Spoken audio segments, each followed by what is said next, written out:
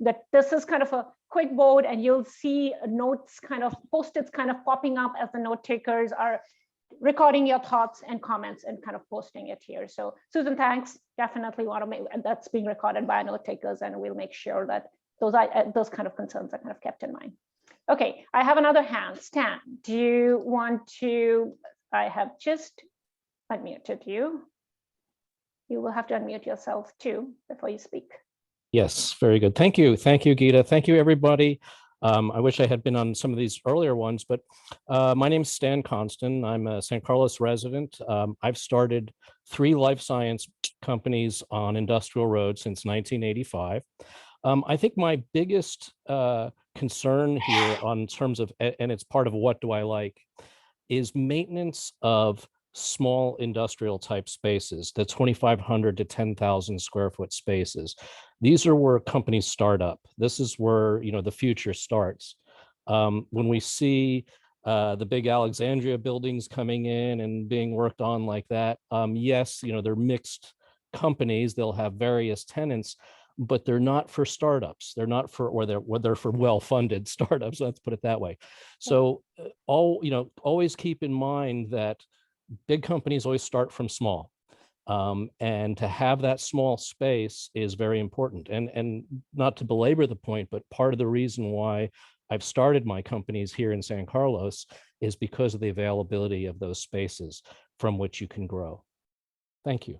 Thank you, Stan. Thanks so much. That's really, really well said. I want to do a quick check. I should have done that before we started. Sujuti, are we recording this? Yes, thank you so much. Stan, really good point. We definitely understand.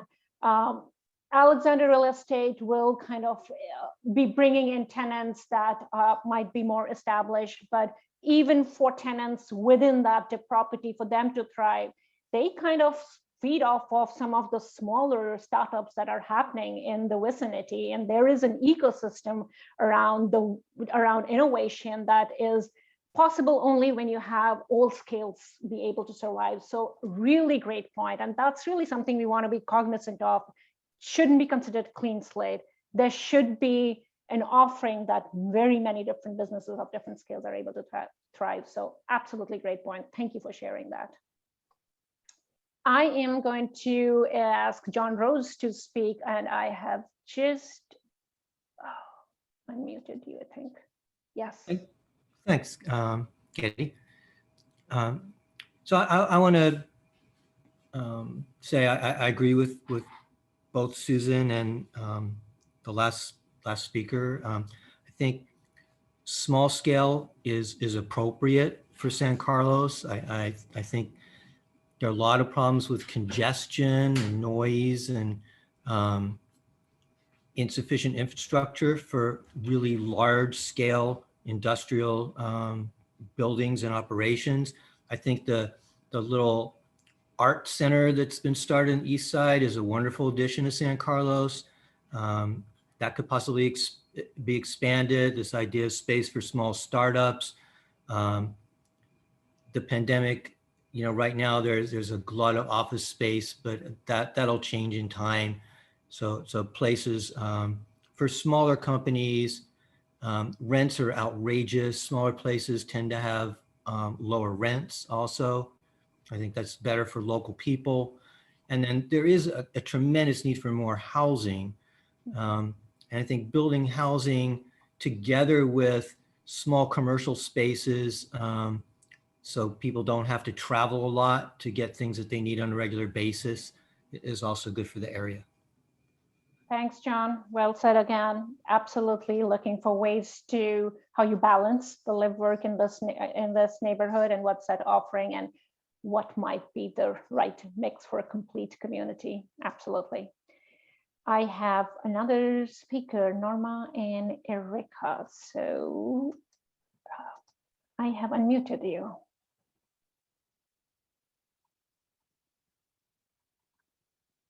Norma and Erica, do you want to share your thoughts?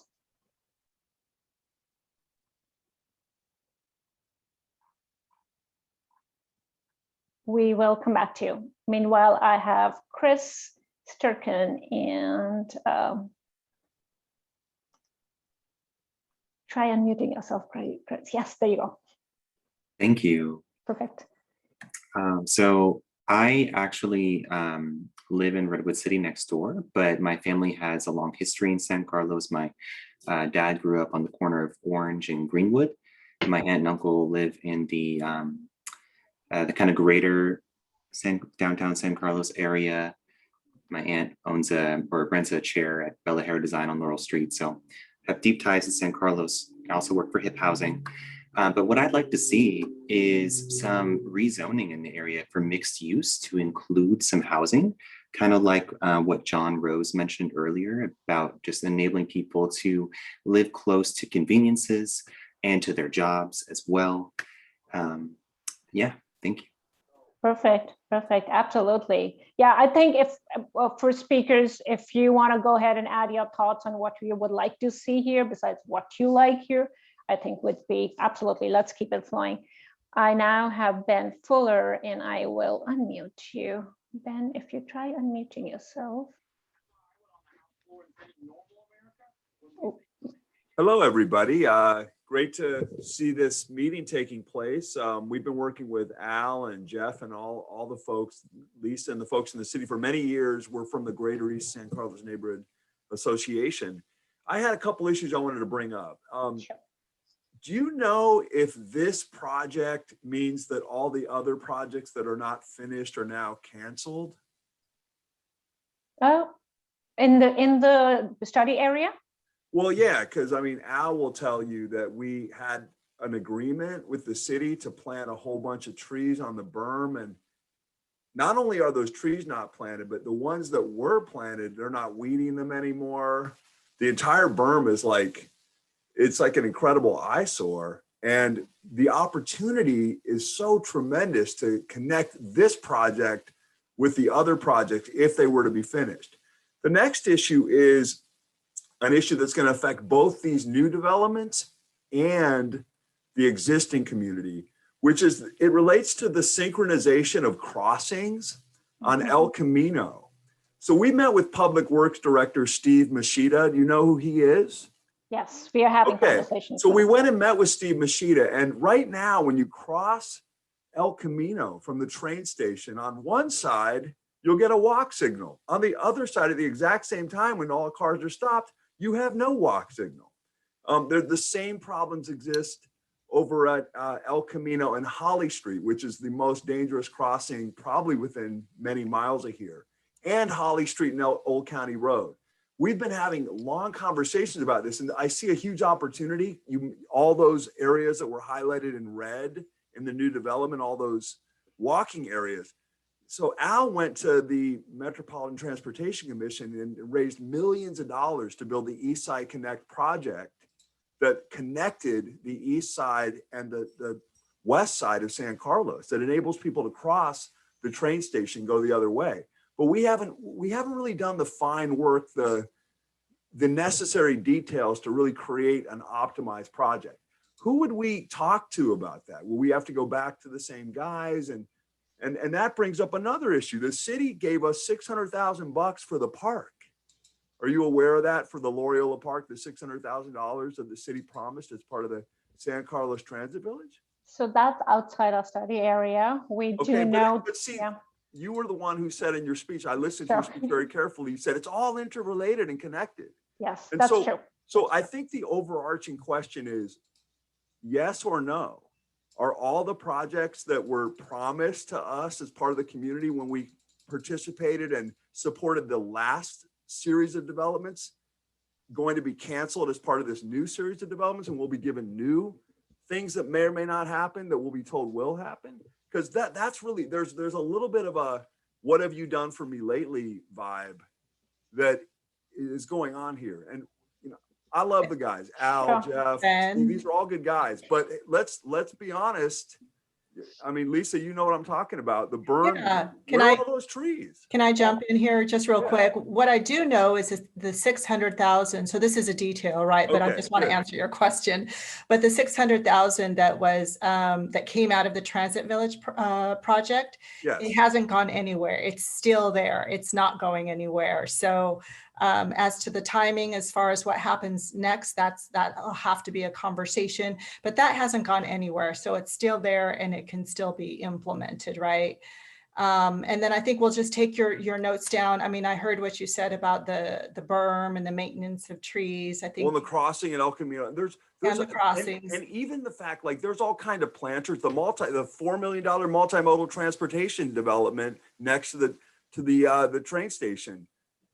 All the plant areas are like, the plants are all dead already. It's not being cleaned. There's so much stuff we could do to make this a better community. And I'm kind of wondering if this is going to be a partnership where we can really work together. Or I know you guys are required to have these kind of meetings to say you met with the community. I understand it's a legal requirement, but I'm more wondering about if it's really going to happen, that we can actually fix some of these issues, because right now I'm doing things piecemeal, this thing, that thing, and nothing's happening. We know there's a pandemic and it's been hard, and we respect that. How do we really get back together and kind of start to talk about some of these things to make a cohesive community that includes all this cool new stuff and hopefully doesn't have buildings that are too tall? Yeah, Ben, I think, really all good thoughts. Definitely you're coming from the right place in terms of intent. And this is an opportunity to think about a framework. This is a vision exercise. So all that you and said. Just one last thing. I'm not complaining, because Al, we would have never got that project if Al didn't go and raise the money. We appreciate what the city has done. Absolutely. Now we want to get to let's do the fine details. So thanks so much for listening. Absolutely, Ben, and really thank you for sharing. So Okay, thank you. We are recording all of this, so absolutely, it will be kept in mind. Thanks. I am going to try again with Norma and Erica and try to unmute you. Norma, try speaking. You should be able to speak now.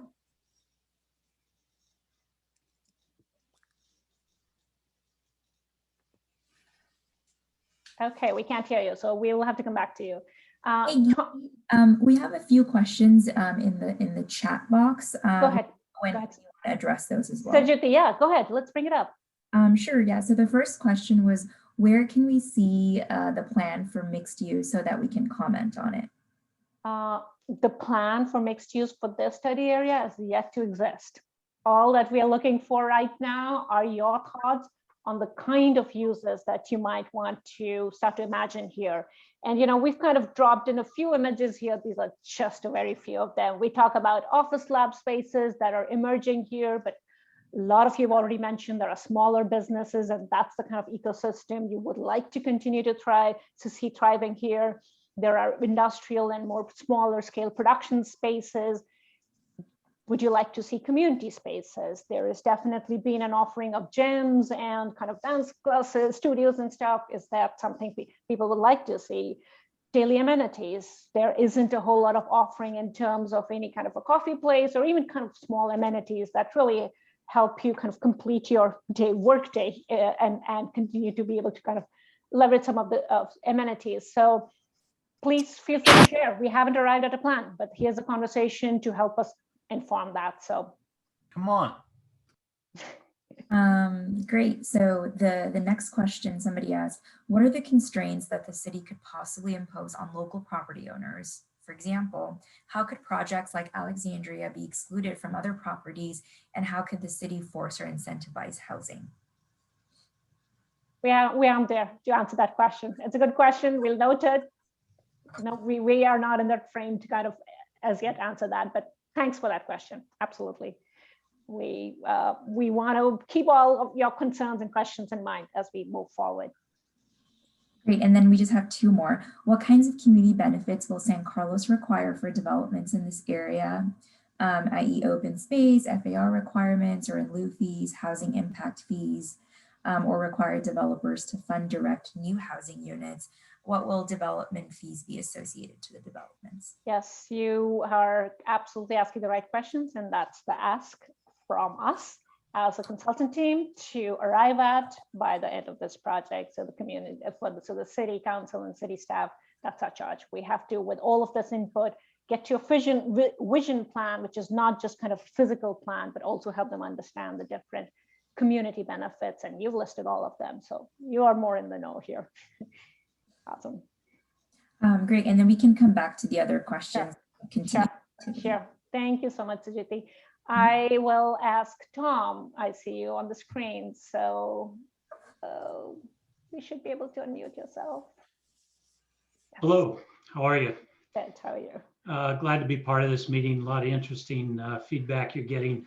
I wanted to talk a little more specifics, and that includes the farmers market, which has been moved around the city in various areas. And I'm thinking of areas that could provide a public promenade and maybe some shared use with the city as far as maintenance or uses, but a promenade that would be kind of a public promenade, maybe even connecting Old County Road with Industrial Road.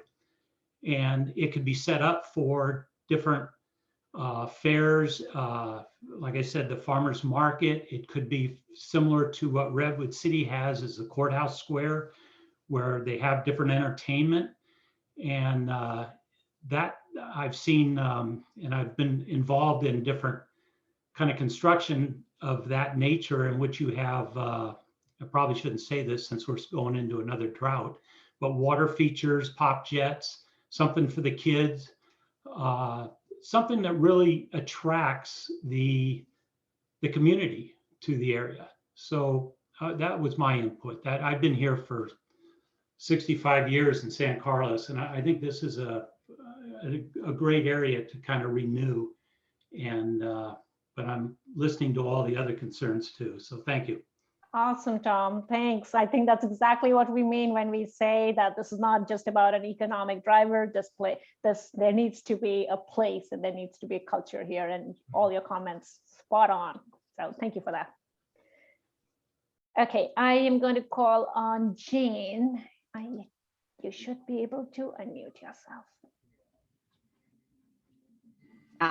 Good evening, everybody. So when we talk about mix of uses, there's the mix of retail and housing into the area, and then there's the mix of sort of, as someone brought up earlier, small incubator life science versus medium to large. Let me address the last one first. I work as a real estate developer, and I own 4 or 5 industrial. So I just want to make that clear. But I think you need to look at a mix of sizes in terms of the life science user.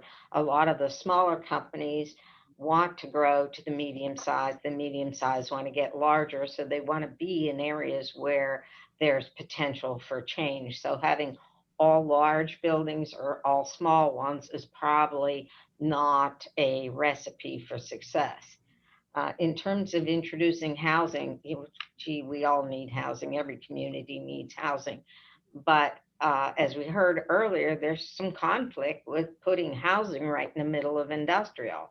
The garbage noises in the morning. So I think you got to be cognizant of sprinkling residential throughout. It's just going to cause tensions. Maybe near transit hubs, a higher volume, and they're congregated together. And lastly, retail. Well, I think services are great. You might want to look at the impact to downtown or your industrial arts district if you flood this area also with retail. I mean, there's only so much retail that's going to be successful. Anyway, in the comments. Thank you, Jane. Absolutely. I do think that the city wants to be extremely mindful that the retail amenities that you're thinking complements and does not is in competition to things that are thriving right now. So great comments. And absolutely, as we think about the mix of uses, we want to be cognizant of the negative impacts it might have. I'm going to try Norma and Erica once more. Your hand is still up, so I'm assuming you still want to ask a question. So Norma, you should be able to speak now. Okay. So I don't think they're being able to do that. So I'm going to go ahead to have David Tusman speak, and you should be able to unmute yourself, David. Yes. Hey, I live in San Carlos in the downtown area. Want to kind of jump off what the last commenter said. I think I don't think we should overblow what was described as negative consequences for improving retail nearby the development and in the east side, because as we do now, as you bunch all the amenities of retail and restaurants and groceries downtown, that means everyone's got to drive there, and then you have everyone complaining about parking. And that is solved by mixed use, by having retail in the neighborhoods where people can walk. And so you don't have people driving all the way around, which I know people on the east side are worried about because of this development. The more interspersed we can have amenities in our communities, the more walkable, the more bikeable, the more we can use multimodal transit and feel like a community rather than just a bunch of people in cars. So I want to say that. Thank you, David. Absolutely. Some of the key design principles that will inform our thinking. So thank you for sharing your thoughts. Sujiti, were there other comments?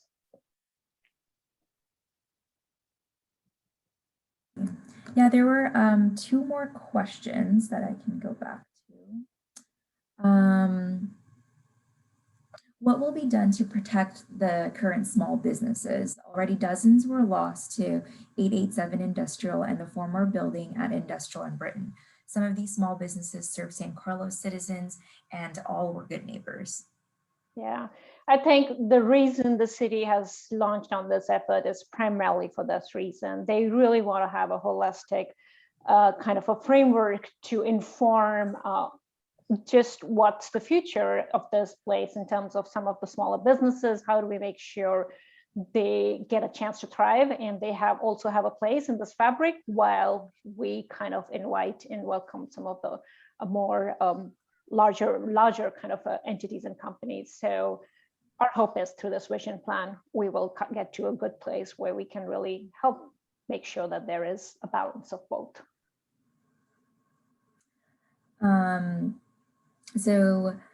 Is there a chance for additional open space parks for the growing number of families on the east side? Outside of Loyola Park, there are no other spaces. Also, a plan for more bike paths. Excellent point. Absolutely make sure you make these points again when you go to the other 2 sessions, the other 2 breakout sessions in open space and circulation.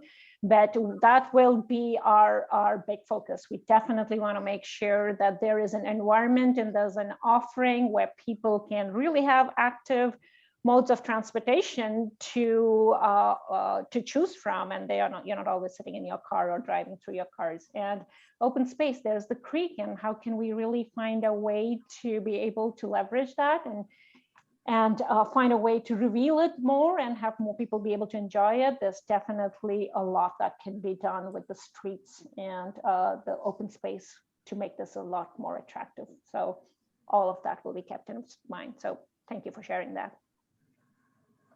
Would you like me to keep going, or do you have some raised hands?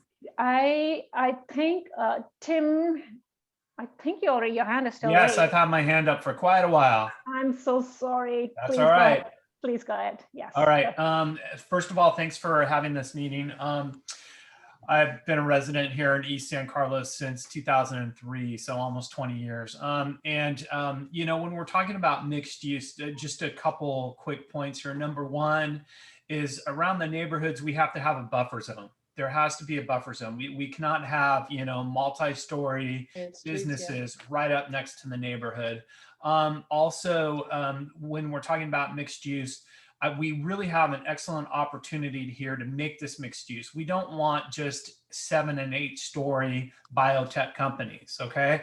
You know, and when we're talking about buffer zones, let's have buffer zones that maybe, you know, start at East San Carlos and kind of go out towards, you know, Terminal Way or start at Terminal Way and really build in some live workspaces, you know, have some of the smaller businesses with maybe 2 stories, 3 stories building out away from the neighborhoods. And really, you know, try to make this a nice mixed use area where people can really walk around, make it a destination. It shouldn't just be biotech buildings. Let's really make this a nice area for everybody. But the number one thing is to really buffer these neighborhoods that have been here since the 1940s and 50s. So that's my main concern. Thanks, Jim. Thanks for sharing that. Absolutely taking note of some of the concerns and thoughts people have. Did I miss anything? Ben, David, your hands are still up, but I guess you've already said your you've shared your thoughts. Yes, awesome. I will try again, Norma and Erica, but Sujuti and Paul, are we over the time? I mean, just help me keep track of when we need to switch. Yeah, so it's a little past 7, so I think we're good on the first group. Awesome. So we'll encourage, thank you all. This was really helpful. We'll encourage all of you to definitely go and give your thoughts on the other 2 breakout sessions, open space and circulation. And we will kind of redo this with another group who will come in. So thank you so much. And if you're new to the group, then hang around. Yes, yes. We'll just take a minute break here and restart the conversation.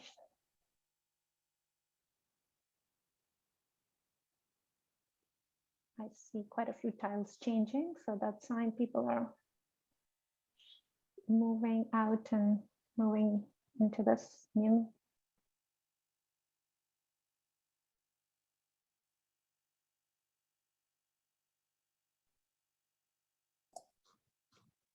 And Geety, go ahead and scroll down too on your screen so we'll get that next board. Well. Yes. Fresh board for a fresh crew. Yes, thank you. Oh wow, look at all the. Yeah, we got some good comments. Oh, nice. Okay, this will be really, really group 2 session 2, 7 p.m. Maybe we want to, our note takers, maybe remove. Maybe I don't need. Yeah, I got it. Don't worry about it. Okay, I'll just zoom in a tiny bit more here. Hopefully that will help. Okay, let us do this with the second group. So for all of you joining in new, we had a really, really good conversation and had some really thoughtful comments shared in terms of the kind of things that are both an opportunity or if there are things that we have to kind of keep in mind as we move forward about thinking about complete community offering in this place and how can there be more walkable environment and a bikeable environment and what's the kind of mix of uses and what's this different scale of businesses that can thrive here. So we kind of will open it up for you to share your thoughts. Our note takers are doing an awesome job. We have Paul from Plan to Place as one of the note takers, and we have Sujuti from the city who's also note taking and kind of helping us facilitate the conversation here. And we have Lisa Porras, who's the city planning manager, who's our resource and will chime in if there's any specific question for her. So mix of uses. Hopefully you all have had some good discussion in the other breakout session that you were in the last half an hour. We have a board here, again, similar to where you, for your last session, we'll make sure to note your comments under the questions, what you like here as a use, what's really working, and it's a great offering for the community. What could be better, and what would help inform the future of this place? And we have a few examples here. Again, this is just a tip of the iceberg of what we know could be potentially something that you feel might be attractive for this place. We know office and lab spaces are kind of already existing and are being built. There is a whole rich environment and an ecosystem of industrial and production spaces. So that's definitely something we want to recognize as an existing use. Other community uses that you feel should be added to the mix here. And then, of course, what might be some of the amenities in terms of cafes. And the last group talked about farmers market and talked about really synergies with the arts district. So all great thoughts. So would love to get your thoughts, and I will call on you one by one as you raise your hands. I will start with the first one on my kind of, yeah, box here. Sam Herzberg, you can go ahead and speak. You are unmuted.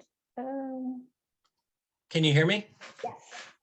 Okay, yeah, just a longtime resident on the east side, and one thing that I really would like considered is that the businesses and daily amenities that serve the residents on the east side, and as well as the workers on the east side, current and future workers, these are communities that are in walking distance right there. We have. I'll do more tomorrow, okay? Oh, sorry about that. I took care of it. Go ahead. Yeah. we have needs and desires as well for places to be able to walk to quickly, besides being on the other side of El Camino Real. So some of these businesses on the east side could be catering more to those uses, and I would suggest that there should be a survey of the residents. I'm out. Sorry. On the residents of the east side to ask for what types of amenities that they would like. Thank you. Sure. Thank you so much, Sam, and sorry for some of the unmute. It's okay. Yeah. It's just the nature of this virtual world. I think, yes, absolutely. Very good points. And thank you for sharing. We definitely want to make sure that we keep that framework in mind as to what's the offering for all of these users. Next is David Krabby. You can unmute yourself. Yes, hello. Yeah, my concern is more in terms of the general city in relationship to this, and that is the jobs housing balance in San Carlos. With 1.8 million square feet of new office R&D buildings in here, our jobs housing balance is going to be a disaster. There's a good chance that this could create 6,000 to 10,000 new jobs in this area of the city. And we need to build probably about 6,000 units of housing to cover that number of jobs. And even our RENA requirements in the city are only 2,700 square units of housing. We can't even come close to that. So that's the elephant in the room on this whole thing in terms of the benefit of developing this area for the city in general. I'm not against developing it, but I think we need to consider what that impact that has on housing. Other than that, making this mixed use, I think, is great. Some of the illustrations you have are nice. The question is whether or not it will create enough density that can support some of the mixed uses that we'd like to see in that area. And I don't know, that's kind of an equation in terms of number of people that you think might be wandering around and might be looking for restaurants and so on in that area. I would think it's less likely that the people that are Sam and the people are living in the existing housing development there by Leora Park are going to be spending that much time in this area. They may be wandering over to a restaurant or something. It'll be the people that work in the buildings in that area that might be needing amenities. So I think you need to gear it toward the kind of amenities that would be the kind of amenities that office workers and industrial workers need, which is really restaurants, I think, and places like that, places to eat, that type of thing. So I would gear it in that direction in terms of use. But don't forget the jobs housing balance. Again, it's not this area specific, but it's a big deal for the city. Absolutely, yes, David. It's a big deal for the entire Bay And Area. we're not the only city that has this problem. Every city is doing the same thing. South San Francisco is doing far more biotech than they have housing for it. Burlingame's doing it, and so anyway. Yes, absolutely, David. I think the city is really, really conscious of it, and that's why the housing element is being done in parallel, and that's really informing the big picture thinking that the city needs to take, and it will inform some of what will result over here. And that effort is kind of we kind of. Hey, are you done? Sorry. Huh? For what? Tara Berta. Yeah, thanks for muting yourself. I think, yeah, David, that's really helpful. That's definitely something the city is kind of being mindful for, and everybody recognizes it's a regional crisis, and we definitely want to make sure that the balance is maintained. And to your other point about the kind of retail amenities that we want to offer here, absolutely. We have an economist on the team, and they do advise us that what's market feasible and what the market will absorb, and what are the rooftops, catchment area that is required for a certain kind of a retail use. So all of that will be informing some of the amenities that we propose here. So thanks for sharing that. Oh, really, one quick thing, make anything that's built over there green. Be green. Green, like energy efficient, solar Sustainable. panels on the roof, green roofs, that type of thing. Absolutely. Thanks, that's it. I'll shut up now. Thanks. Okay, I will go next to Scott. Scott, your hand's been raised for some time. Go ahead and unmute yourself.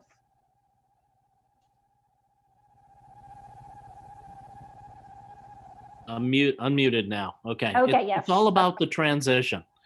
And the transition between this area and the residential area, and how that transition is handled is going to make the difference between this, whether this is successful or not successful. Certainly from the point of view of the residents who live nearby. But I think that transition can also go both ways. There's a lot of amenities there, or the opportunity to take those amenities and maybe extend them down Old County Road into the side of the residential area, and possibly even to East San Carlos Avenue, and to put some housing on East San Carlos Avenue with a healthy respect to the heights of the buildings that are surrounding it, as well as transitioning along Industrial Road. There may be opportunities where some amenities, and I look at amenities as places where people can gather, people can sit and talk, people could possibly get some food, a little cafe or something. Those types of things could transition from between the neighborhood into the new uses in this area. And so I think if it's done right in conjunction with working with the neighborhood, then you can transform not only this area, but the areas that are adjacent to all of this. And so I think that's something that needs to be addressed. Absolutely, Scott. Thanks for sharing that. Yes, the last group was also talking about transition zones and buffer zones. So really, really great points. Thank you for sharing. I'm going to go next to Dimitri. Dimitri, your hand's been up for some time. Would welcome you to unmute yourself. Yes. Hi. Hi. Hi, how's it going? Good. So yeah, I agree with Scott's comments that what we're really looking for is folks who live in a residential neighborhood is to soften the hard edges that are immediately adjacent to us. So not only San Carlos Avenue, which we would totally support, some type of townhouse kind of development along San Carlos Avenue, but also along Terminal, the back end. I think the other side of Hall, there's it goes from people's backyards also into industrial use. So one thing that we could really start considering that speaks to some of the issues that David brought up earlier is we could include some type of housing elements that are compatible with a residential, single family residential neighborhood, and then do some kind of tiering as we move towards the larger projects like Alexandria as the sort of anchor hub, and kind of move upwards, in terms of height and in terms of the different types of mixed uses. So what we're particularly concerned about is how we do that development, and we want to preserve the existing community, the single family community, and not have us turned into, we could view this as an existential threat to have development to the single family neighborhood, or we could view this as something that's complementary to it and try to solve some of the housing element problems that we have as we move from terminal towards commercial in Britain. So I think let's be intelligent about how we do this stuff.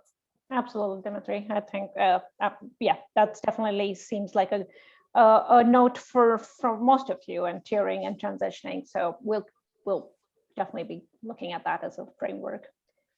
Thank you, Dimitri. Sujati, do you want to bring up comments? I do have quite a few hands raised. Or I think we should just continue. We should keep it. Okay, awesome. I'm noting down all the questions and comments. Perfect. Gail, I will ask to unmute you. You can go ahead. Your hand's been raised. Gail, yes. Did you call on Gail? Yes, that's you. Sorry. Yes, you, Gail. Okay. I just have a short comment. I was wondering if the city or whoever could require the cement plant to retrofit to use the new methods for producing cement that Bill Gates talks about and other people talk about. It's sort of revolutionary. I don't know what that would mean for that business, but I would like them to think about it. Maybe the city could think about it too. I don't know the details, but I just know that it saves a lot of pollution. Gail, thanks for sharing your comment. I will go next to Sandy Althouse. Sandy, do you want? Yeah. Hi, I'm a little late to the party, but I just haven't heard much talk about residential with this many people coming in to work in this area. Why is there no talk of any residential? I mean, the state wants to get rid of R1 zoning and mandate multi-unit housing in every residential zone in the entire state. So the impact that this, the working environment could have on the city is intense. Is there nobody talking about, I know Dimitri just did, about including some housing into this project?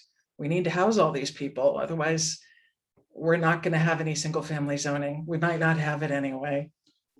Yeah, Sandy, a lot of people are exactly sharing your thoughts. We are noting that, absolutely. There is a good balance and a mix of kind of comments here, and we want to keep all of that in mind. And cities, like I commented, cities doing a more holistic citywide housing element study, and all of that will inform. We haven't arrived at any kind of decision whether residential should be allowed, shouldn't be allowed. We want to hear voices, and you guys are sharing both aspects. So thank you for sharing that. Sam Herzberg.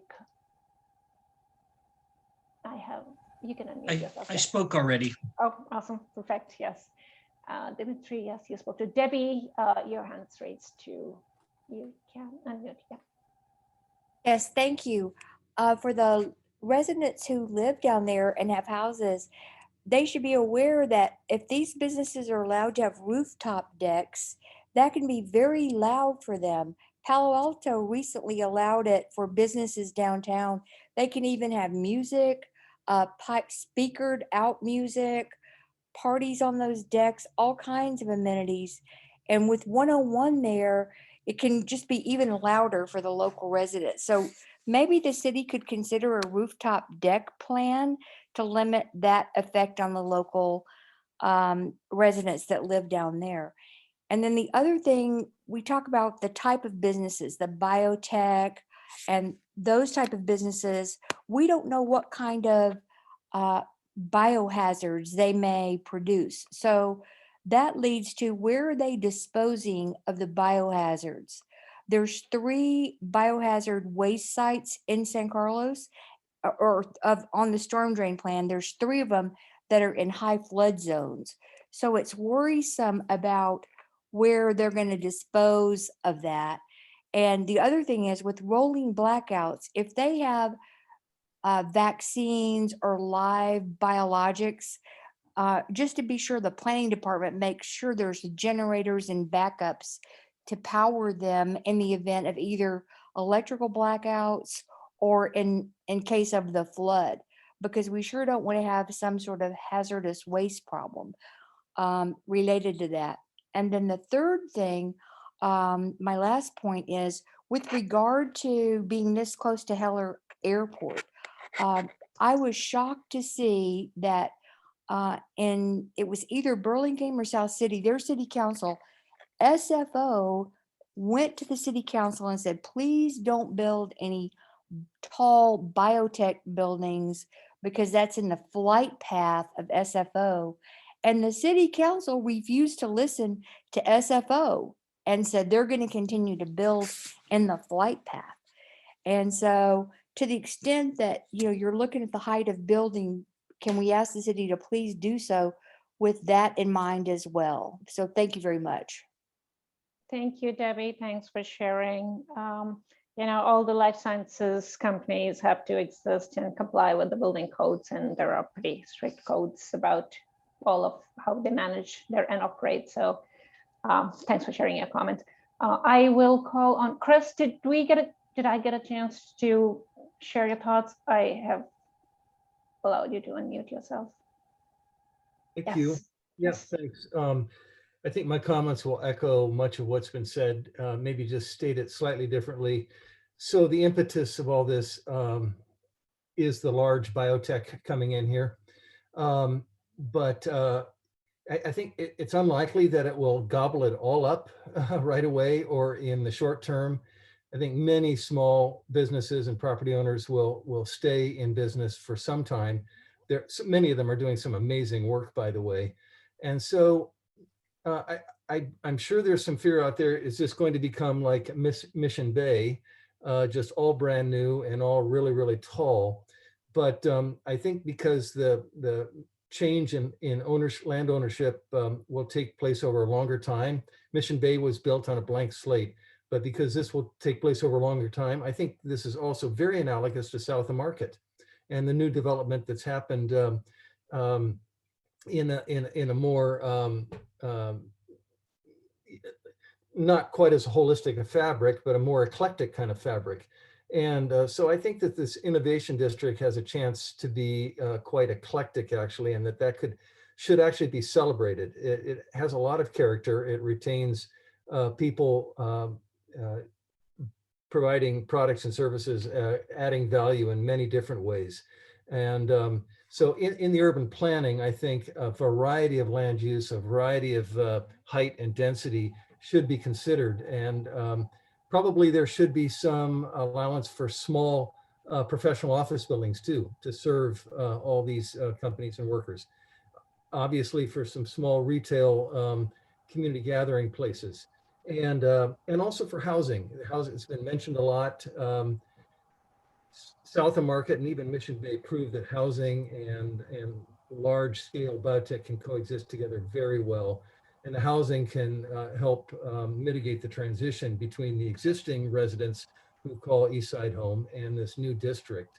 So I suspect there's a lot of fear about the extent to which housing could work in the innovation district or other types of office. I think we should not have that fear. We should actually celebrate the extent to which this district can be somewhat eclectic. So that's a concept I wanted to. Sure. Chris, lovely thoughts. Eclectic environment, celebrating what exists here.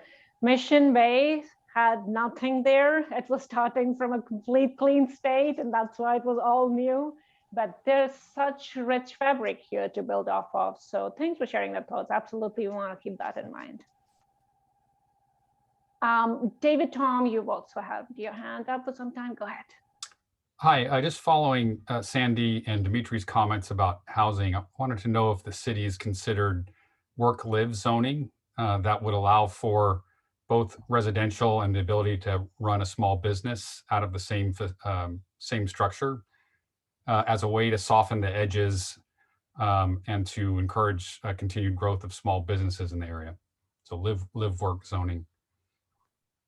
Great thought, David. Absolutely in our tool chest to think about the potential way to talk about transition. But and thanks for sharing. Absolutely, that's a great idea. Okay, I do have a few more hands. Glenn Arwin, you have your hand up, and you can unmute yourself. You have to unmute yourself, Glenn.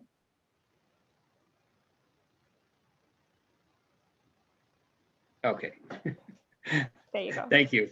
Yes, I'm the director of the electrical apprenticeship building at 625 Industrial.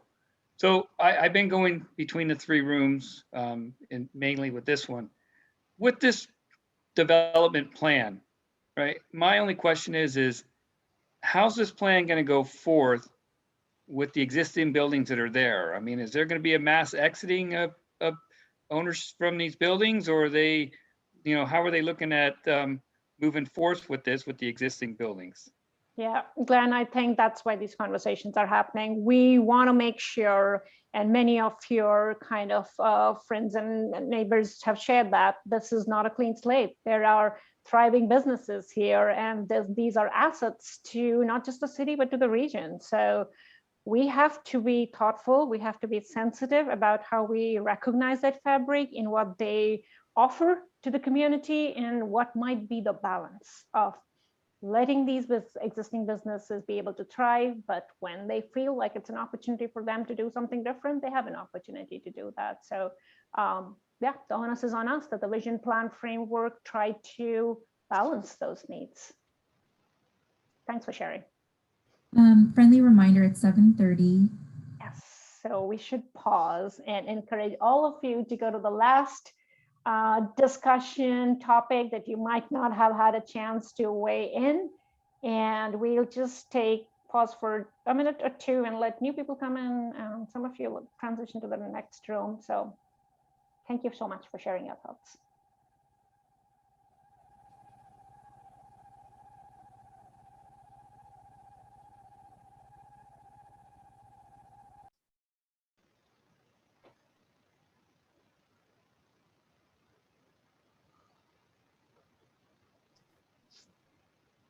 I think we'll also, hi, so I think we'll also transition to the third board. Oh yes, thank you, Lisa. Yeah, there's a lot of moving parts here. Exactly. I am Committee's so busy. glad. Yes. Oh my God, I am super eager to kind of go back in and look at all of the comments that were coming into the chat. So excited about everything that's being shared. Yeah, we have some great comments. Awesome.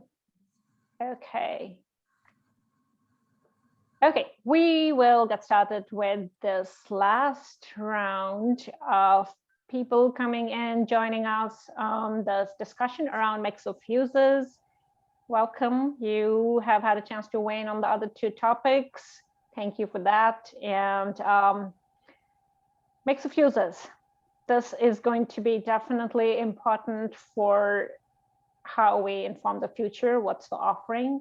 What is currently here that is successful and important to keep in place, and what might be an opportunity for this district to really be a more of a complete community and have an offering of more amenities and spaces, if you think that's right. So we want to hear your thoughts. The last two groups were very forthcoming and gave us some really brilliant ideas. And I'm sure we'll kind of hear a bit of a recurring theme here, but would love for you to kind of raise your hands, and I can unmute you, and you can we can get you started here. And let me introduce the team here.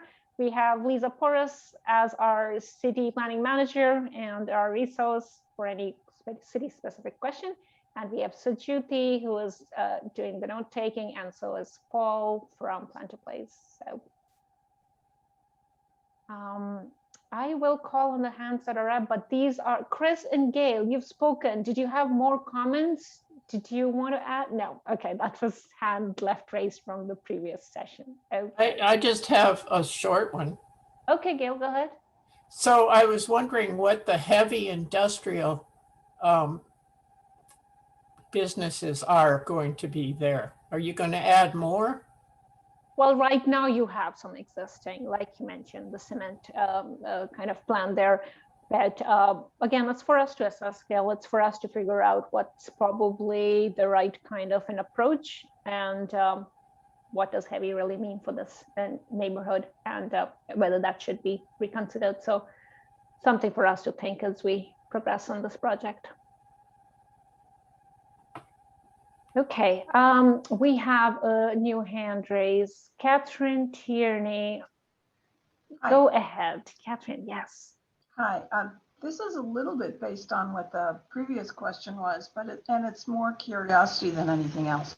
In terms of the existing businesses that are there, I guess my question is to you as someone who's been in this business before, and then of course, overall to everybody in the city. I just was wondering, in terms of the businesses that are there now,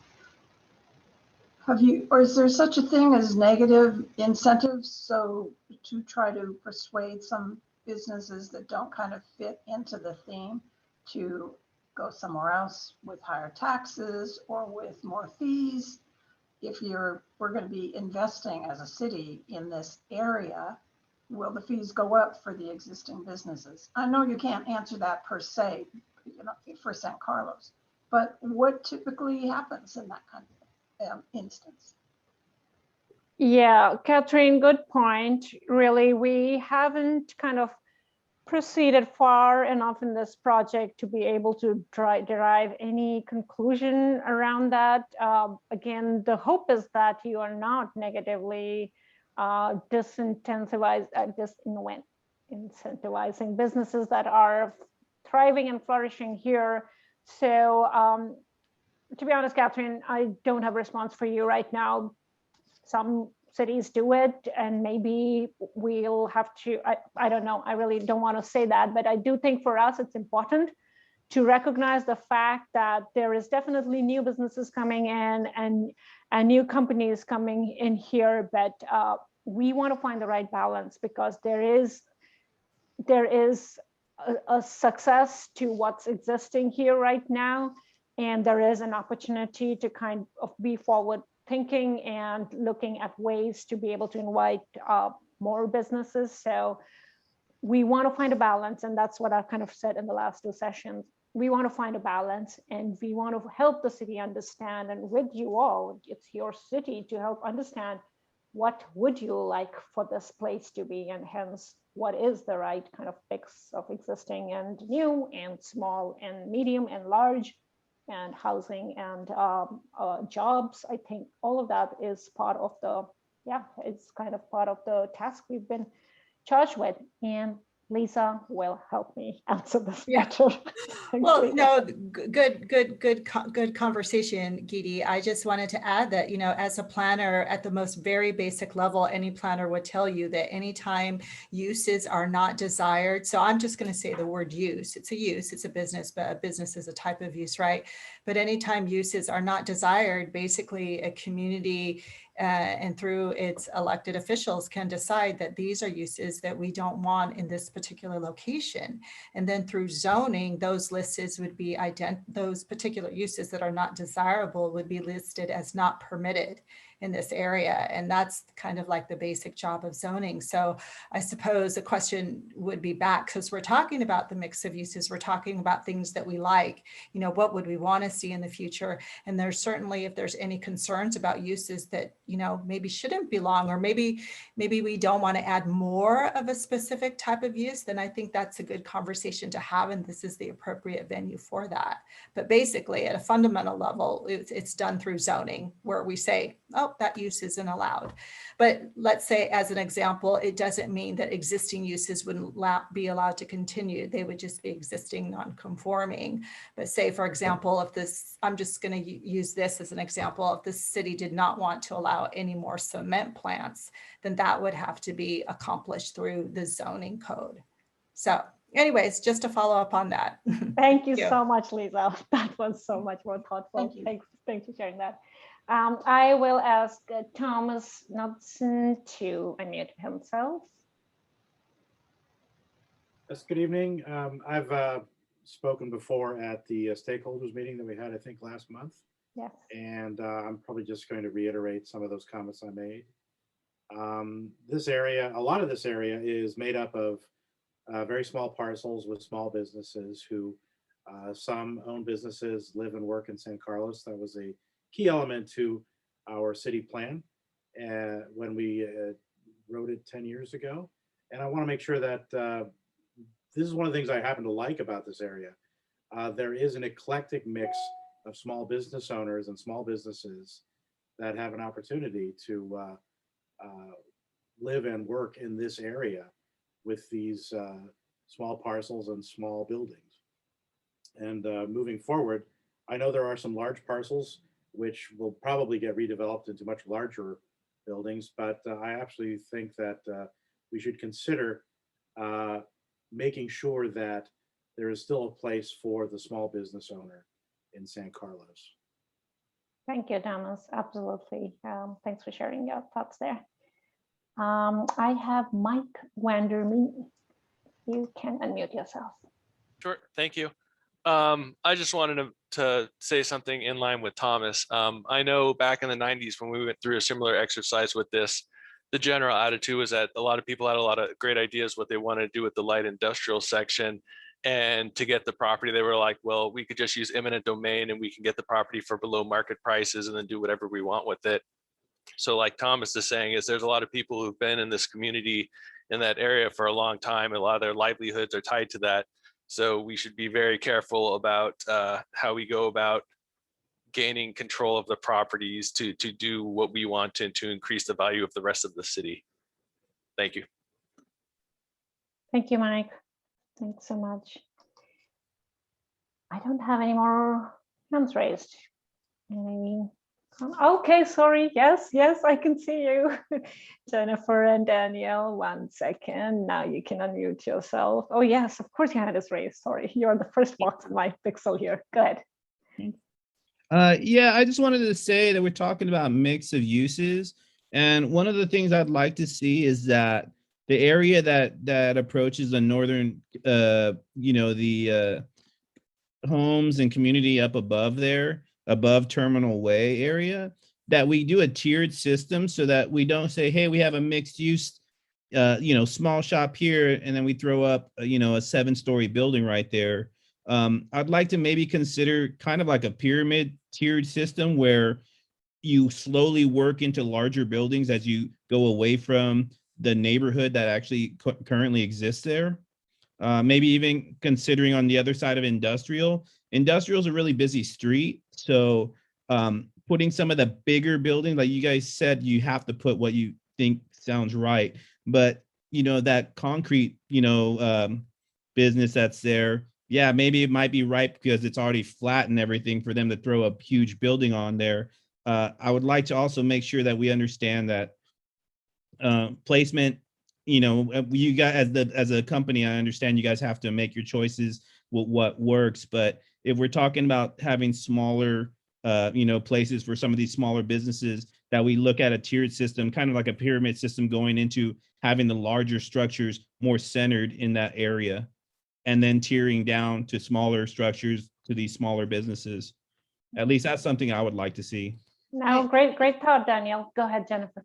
And I'll just piggyback on that. Like right now, that new big building on industrial Alexandria project or whatever you guys are calling it is there. And like we're on Cherry Street and already I see the lights in my backyard at night.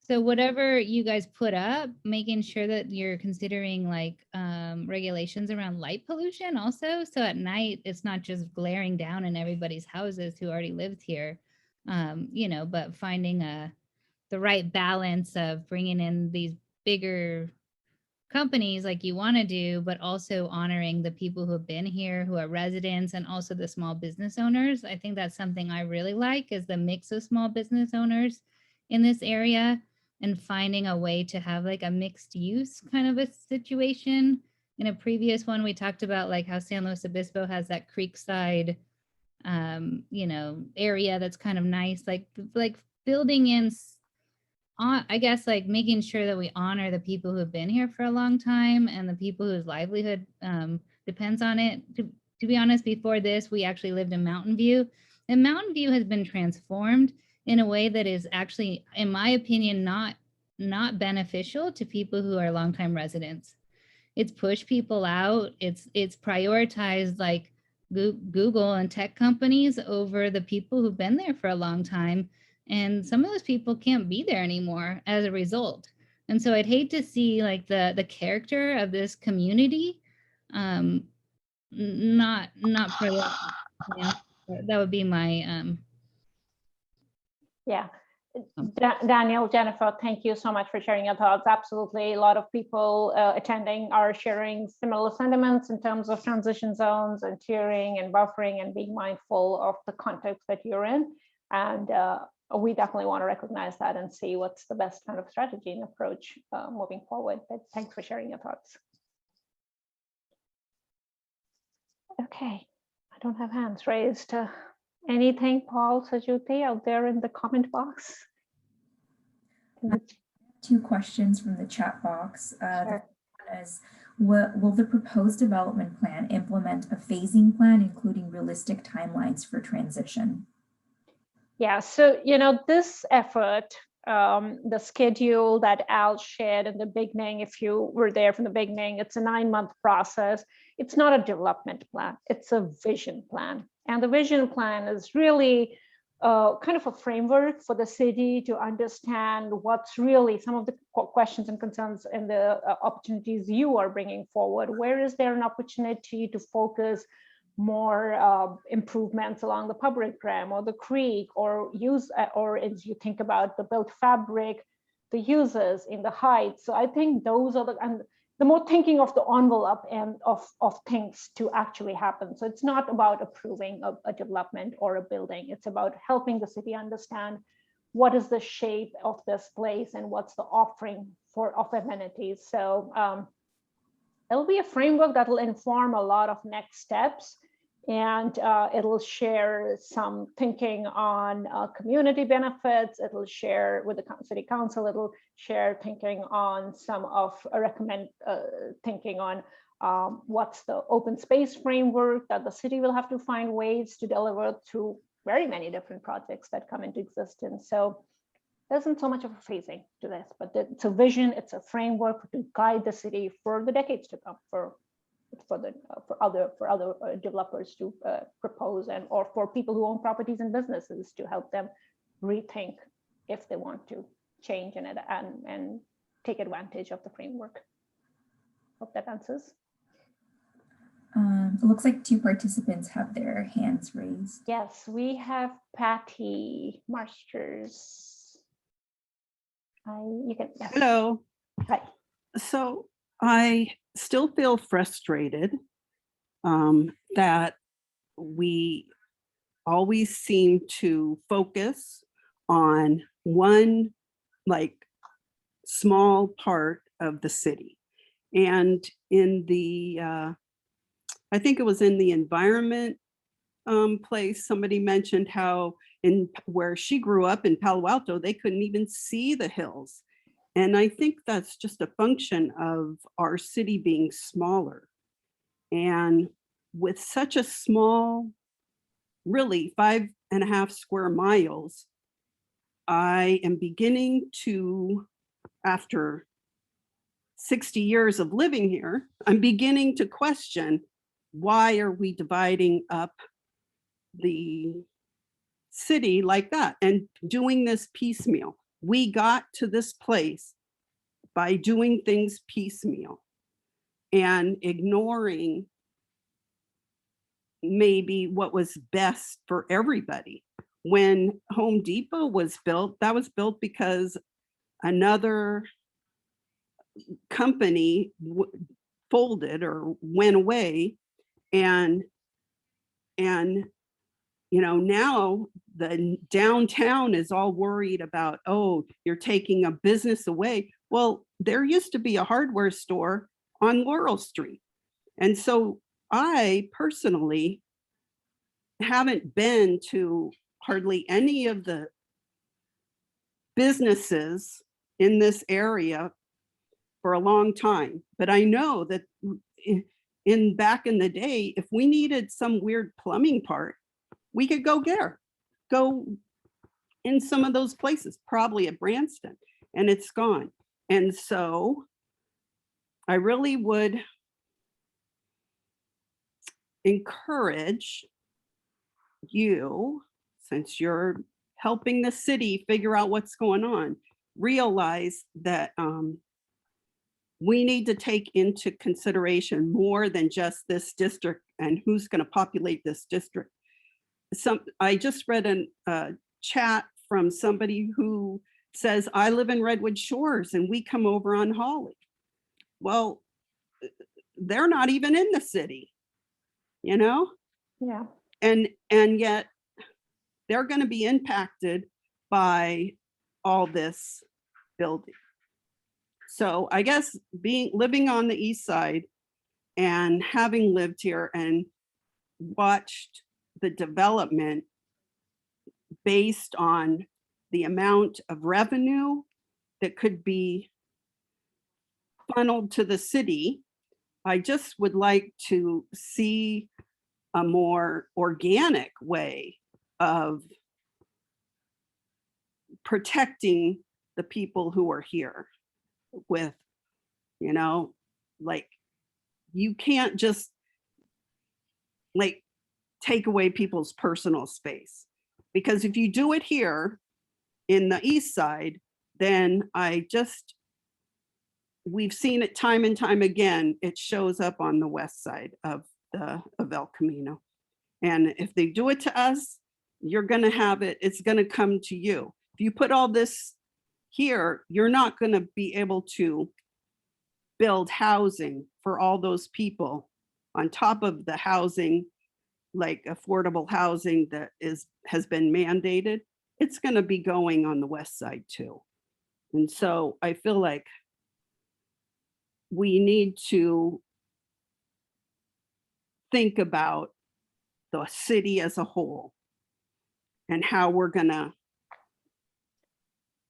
zone things and allow things. Like you said, you're coming up with a plan, but it's got to be a plan for the city and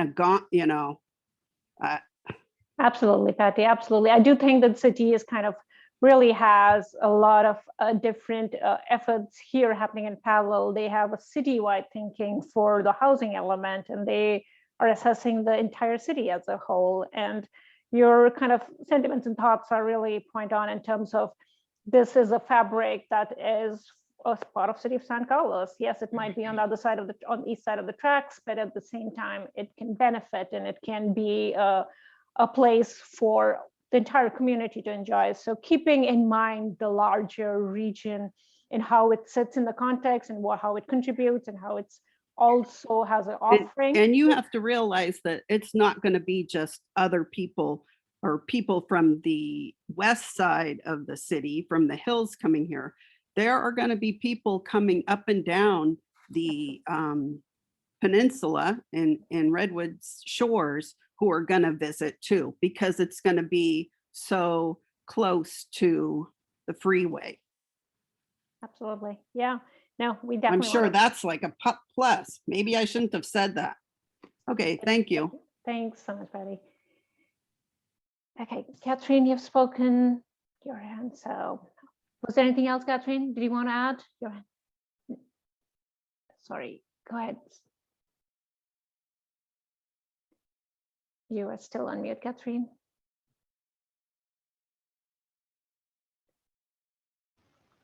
I like the comments that the Rossies have made. I think they've been really wise.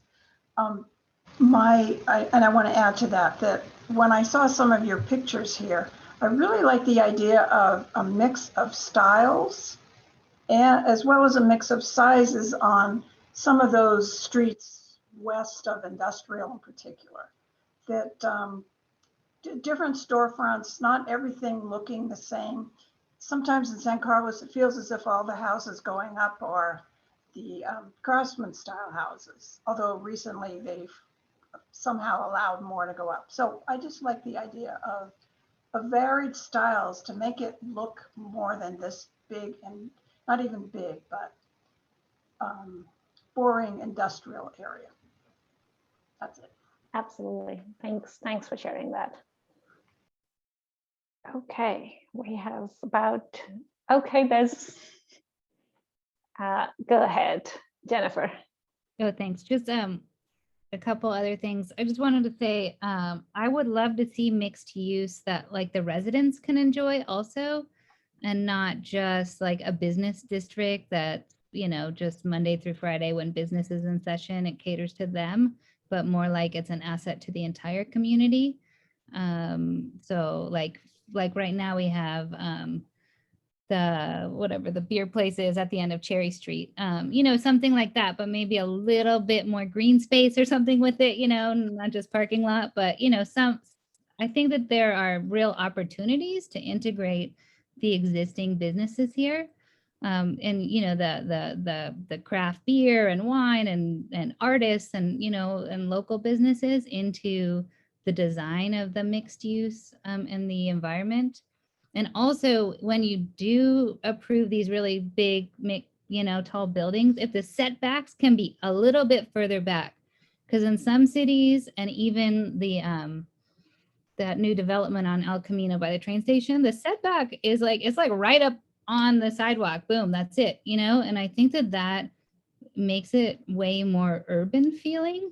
And this isn't really an urban town. It's more like a suburban area. No, this is an up and coming thing, but I think if the setbacks could be a little bit back and there could be a little, you know, natural habitat between the sidewalk, and even if it's a couple of feet in the building, I think that it gives it a completely different feeling. Yeah, thanks, Jennifer. I'm going to ask you a follow-up question. You said brewery, places for artists. As a resident in that area, what other uses would be an amenity for the people living there? Sorry, I don't want to put you on the spot, but that's exactly, feel free to. Restaurants, like restaurants that are varied. I mean, I can't just dictate, Sure. but like a variety Sure. of restaurants that Yeah. are like, you know, that are multiple ethnic restaurants, I think would be nice, you know, like things that I might find in other places that are not Sure. San Carlos that we're missing, you know, bringing some of those things in, but I think things like that. I feel like right now, this is a good opportunity. It feels like there is a part of San Carlos that simply is kind of put together. And I feel like when we get to this point of where your project zone is, it feels like you're in part of San Carlos, and then all of a sudden you're in industrial. And it feels like it's very defined that it's such. And it would be really nice for you guys to stitch it together so that it does not feel like, okay, San Carlos and then industrial, but more like this is another portion of San Carlos. You know what I mean? Like it definitely feels like when you get to Terminal Way that it just drops off in such a severe manner that I mean, I feel like it doesn't feel like it's San Carlos really anymore to me, in a sense that it's so industrial and so immediate of a transition that it becomes it's separate. If you know what I mean by that, it doesn't feel inclusive of San Carlos. Yeah, no, yeah, absolutely. I think you're making a great observation, and that's something we definitely want to be mindful. There are some changes that will happen because of all of the development that's coming in, and they will have their ground floor users have different kind of mix of uses. So there will be definitely a little bit of a changing of the character and the experience of this place, but really well made point. Yes, how do we continue to keep the balance of the jobs and the industrial uses, but sprinkle in the other amenities that really complete this community. So thank you so much for sharing that. Others, we have only 3 minutes. Well, I do want to say thank you so much for taking the time. This has been such a rich conversation from all the three groups. And I do want to encourage, and I should have mentioned that for the last two groups too, but I do want to encourage you to go to our website. by early next week, we will have these similar questions in an online form, and would love for you to give us your thoughts there if you feel there's more that you want to add, and encourage others, your friends who might not have been able to attend this 2-hour session, for them to come in and give their thoughts, because that's exactly what we need right now, is your rich input to help us be holistic in our thinking, so that we can inform it the way you want the future of this place to be. So thank you again so much. Lisa, go ahead. And I would just want to follow up and let everyone know that we'll go ahead and send an email to everyone who signed up and let you all know when the survey is up on the website. So you can go take it, you can share it with your friends, business associates, etc. And we would really appreciate that. It helps us a lot. Thank you. Thank you all so much. Have a great rest of the evening. Thanks.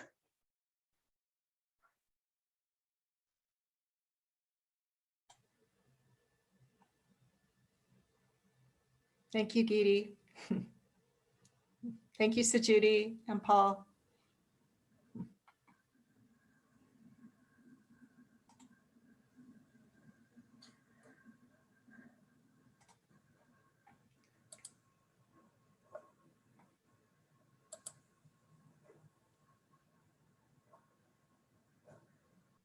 Okay.